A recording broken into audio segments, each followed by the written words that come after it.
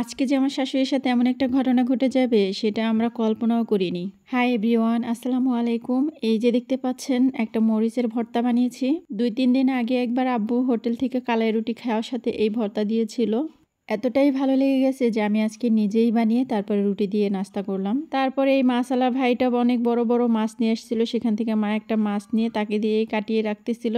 মাত্র 2 কি 3 মিনিটের মধ্যে মাছটা এত সুন্দর করে কেটে দিল, আমি তো কল্পনাই করতে পারতেছিলাম না। আমি কাটলে তো না হলো 10 থেকে 15 মিনিট লাগতো, কারণ মাছটা কিন্তু বড় সড়ই ছিল।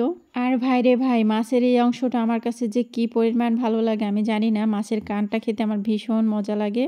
তারপর দেখলাম যে মাছটার মাথার অংশের মধ্যে এই জিনিসটা, এটা পুরাই প্লাস্টিকের মতো একটা জিনিস ছিল। তা আমি খুবই অবাক হলাম, এই জিনিসটা এর আগে আমি কখনো কোনো মাছের সাথে দেখিনি। এখন মাছটা রান্না করব। তো মাছ রান্না করার জন্য প্রথমে শুকনা মরিচ আর কাঁচা মরিচ একটু টেলে নিয়েছি, তারপর পেঁয়াজ দিয়ে ব্লেন্ড করে নিলাম। সাথে দিয়ে দিচ্ছি অন্যান্য মশলাগুলো, জিরা বাটা, তারপর রসুন বাটা, আদা বাটা। আর এই সাইডে আমি মাছটা ভেজে নিচ্ছি। মাছটা এতটা পরিমাণে নরম কি বলবো, মানে একটুখানি নাড়া দিলেই মাছটা কেমন যেন ভাঙা ভাঙা একটা অবস্থা হয়ে যাচ্ছিল। তো মাছটা ভেজে নেওয়ার পরে এখনই তো মাছটা আমি রান্না করব। প্রথমে তেল দিয়ে দিলাম, তেলটা গরম হওয়ার পরে ওই যে মশলা বানিয়ে রেখেছিলাম সেই মশলাটা দিয়ে দিলাম। মশলাটা একটু ভেজে নিব, তারপরে আমি বাকি মশলাগুলো অ্যাড করব, মানে গুঁড়া মশলা যেগুলো, এই যে হলুদের গুঁড়া, ধনিয়ার গুঁড়া, মরিচেরও কিন্তু গুঁড়া দিয়েছি, সেটা স্কিপ হয়ে গেছে। তারপরে দিয়ে দিলাম আলু দেওয়ার পরে এই মশলার সাথে অনেক সুন্দর করে আমি এটাকে ভাজা ভাজা কষা কষা করব। তো এটা কিন্তু তেমন কোনো রেসিপি না, আমি জাস্ট রান্না করেছিলাম সেটাই আপনাদের সাথে শেয়ার করতেছি। তারপরে এই যে কষানোর পরে মাছটাও দিয়ে দিলাম, তারপরে দিয়ে দিলাম গরম পানি। যে কোনো তরকারি রান্নার ক্ষেত্রে কিন্তু ঝোলের পানিটা যদি গরম ফুটিয়ে দেওয়া যায় তাহলে কিন্তু তরকারির টেস্টটা আরও বেড়ে যায়। এখানে আমি করলা দিয়ে ছোট আলু দিয়ে ভাজি করেছি, সেটা রেখে দিলাম। আর এই যে তরকারিটা হয়ে গেছে, নামানোর আগে একটু জিরার গুঁড়ো দিয়ে দিলাম। তো তরকারির ফাইনাল লুকটা দেখাবো তার আগে এই যে এখানে আমি সেমাই রান্না করব। সেমাইটা আরহাম অনেক বেশি পছন্দ করে ইদানিং। তো দুধ জাল করে নিছি, এলাচ আর তেজপাতা দিয়ে, চিনি দিয়ে, সামান্য 1 চিমটি লবণও দিয়ে দিচ্ছি। আর ওই সাইডে সেমাইটাও ভেজে নিয়েছি। আর এই তো জাল করা দুধের মধ্যে সেমাইটা দিয়ে দিলাম। আর এই যে সেমাইটা একটু বলক পারবে, তারপরে জালটা অফ করে দিব। তো এই তো আমার সেমাই রান্নাটাও হয়ে গেল।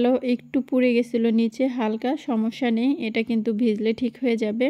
আর এই যে আমি মাছের ঝোলটা করেছিলাম, মানে আলু দিয়ে ভুনা ভুনা ঝোল, দেখেই অনেক লোভনীয় লাগছে তাই না? আর এই যে হচ্ছে আলু করলার ভাজি, ছোট আলু দিয়ে করলা ভাজি রান্না হয়ে গেছে। তো আমাদের বাসার একটা সিস্টেম আছে, রান্না বান্না যত যাই করুক 5 রকম আইটেম বা 6 রকম আইটেম রান্না শেষ করতে হবে 11:30 থেকে 12টার মধ্যে। তো আমার তরকারি রান্না হয়ে গেছে 11:30টার মধ্যে। মা কি করছে, ভাতও দিয়ে দিছে 12টা পৌনে 12টার দিকে, কিন্তু এখন বাজে 2টা প্রায়। তো আব্বু নামাজ পড়ে আসতেছিল বাইরে দিয়ে, আমি পায়ের আওয়াজ পেয়ে ভাত বাড়তে গেছি, মানে ভাত দিতে গেছি আব্বুর জন্য। তো দেখি যে মা রাইস কুকারের সুইচটাই দেয়নি। তো আব্বু খেয়ে গেলে আবার ছোট আব্বু আসবে, তো একেবারে এলোমেলো হয়ে গেছে সব কিছু। তারপরে ভাগ্যিস 2টা রুটি ছিল, আব্বু রুটি দিয়ে তরকারি দিয়ে খেয়ে দোকানে চলে গিয়েছে।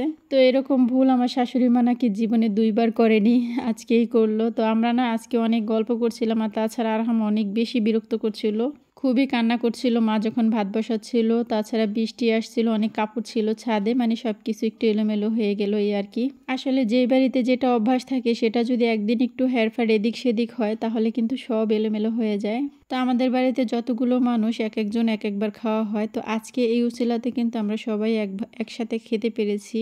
তো এই আর কি। তারপরে এই যে বিকেলবেলা এখন চিকেন ফ্রাই করতেছি। এই চিকেনগুলো আগেরই আর কি ম্যারিনেট করা ছিল, আজকে শুধু আমি ভেজে নিলাম। আর পুরো আমার মতো চিকেন ফ্রাই পছন্দ করে। তো এই যে নাস্তাও আনা হয়েছে, এখান থেকে দোকান থেকে আনা হয়েছে সমোসা আর চিকেন ফ্রাই। তো ভিডিওটা আর বেশি বড় করব না, তাহলে আমাকে সবাই বকতে শুরু করবেন, এত বড় ভিডিও দেখতে দেখতে বিরক্ত হয়ে যাবে। তো ভিডিওটা কেমন হয়েছে অবশ্যই কমেন্ট করে লিখতে ভুলবেন না। সবাই